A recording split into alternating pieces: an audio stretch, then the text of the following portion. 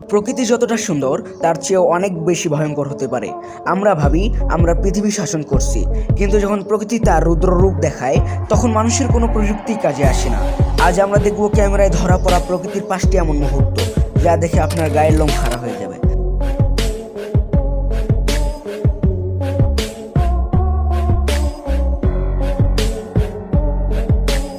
নেপালের এই পাহাড়ের দৃশ্যটি দেখুন।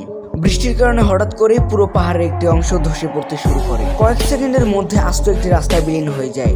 প্রকৃতির সামনে মানুষ কতটা অসহায়, এই ভিডিওটি তার বড় প্রমাণ।